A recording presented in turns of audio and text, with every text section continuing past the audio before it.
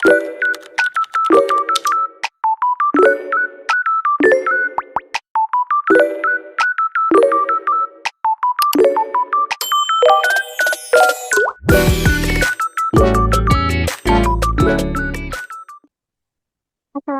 warahmatullahi wabarakatuh.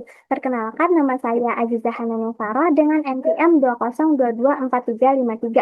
Jadi di sini saya akan mempresentasikan tentang sejarahnya OJK.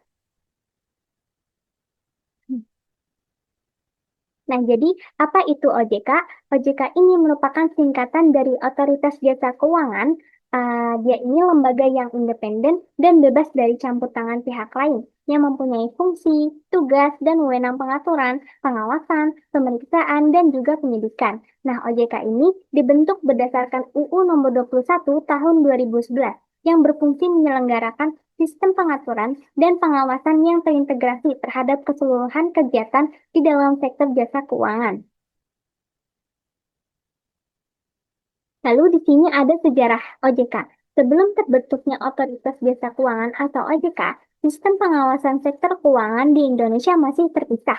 Pengawasan perbankan dilakukan oleh Bank Indonesia, sedangkan pasar modal dan lembaga keuangan non-bank diawasi oleh Bapepam LK di bawah Kementerian Keuangan. Sistem yang terpisah ini dinilai kurang efektif dalam menjaga stabilitas keuangan, terutama ketika Indonesia mengalami krisis moneter Asia pada tahun 1997 sampai 1998.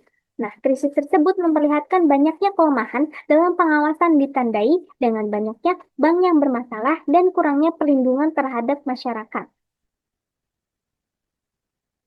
Selain itu, dalam Undang-Undang Nomor 3 Tahun 2004 tentang Bank Indonesia sebenarnya sudah diamanatkan pembentukan lembaga pengawas sektor keuangan yang bersifat independen. Hal ini menunjukkan bahwa pemerintah menyadari pentingnya adanya lembaga yang dapat mengawasi seluruh sektor keuangan secara terpadu dan tidak terpengaruh oleh pihak manapun.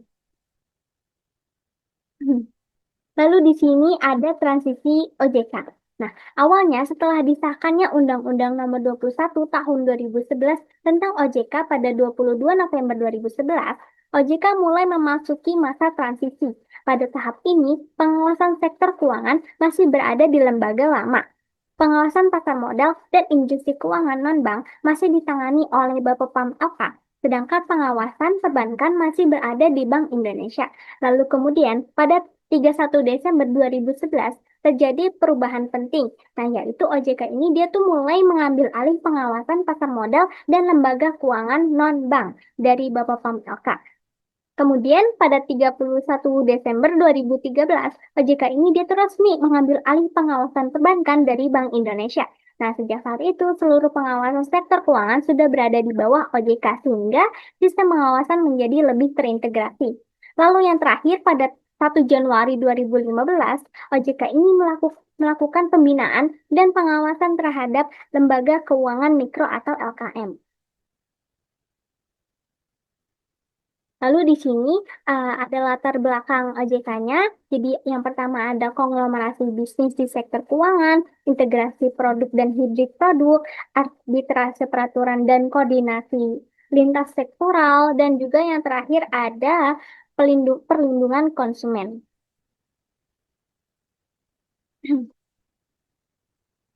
Nah, konglomerasi bisnis di sektor keuangan. Nah, konglomerasi keuangan di mana satu kelompok usaha menguasai bank, asuransi, dan pasar modal, dia ini berpotensi menciptakan risiko sistematik jika tidak diawasi secara menyeluruh. OJK dibentuk untuk mengawasi entitas induk konglomerat ini secara komprehensif, terutama setelah UU Nomor 4 Tahun 2003. Ini mewajibkan pembentukan perusahaan induk konglomerasi keuangan. Kemudian ada integrasi produk dan hibrid produk. Integrasi produk keuangan lintas sektor seperti hibrid produk yang menggabungkan pinjaman bank dengan asuransi atau investasi menyulitkan pengawasan sektoral terpisah sebelum OJK. Lalu OJK ini dia memastikan pengaturan terpadu untuk mencegah celah regulasi pada produk-produk inovatif ini. Nah, yang ketiga ada arbitrase peraturan dan koordinasi lintas sektoral. Arbitrasi peraturan terjadi ketika pelaku usaha memanfaatkan perbedaan aturan antar lembaga BI dan juga Bapepam LK untuk menghindari pengawasan ketat, Kurangnya koordinasi lintas sektoral sebelumnya menyebabkan inefisiensi sehingga OJK sebagai lembaga tunggal menyelesaikan masalah ini dengan pengawasan holistik. Lalu yang terakhir ada perlindungan konsumen. Pembentukan OJK juga bertujuan melindungi konsumen dari praktik tidak sehat di tengah kompleksitas produk keuangan modern melalui edukasi, pengaduan, dan sanksi tegas. Ini menjadi mandat utama untuk membangun kepercayaan publik. Nah, ini yang terakhir ada kesimpulan, OJK ini merupakan lembaga independen yang dibentuk untuk mengawasi dan mengatur seluruh sektor jasa keuangan di Indonesia secara terintegrasi. Pembentukan OJK bertujuan untuk menggantikan sistem pengawasan lama yang terpisah-pisah sehingga pengawasan menjadi lebih efektif, kuat, dan juga terkoordinasi. Dengan adanya OJK, stabilitas sistem keuangan dapat lebih terjaga, serta masyarakat sebagai konsumen mendapat perlindungan yang lebih baik dari resiko penyalahgunaan produk dan jasa keuangan.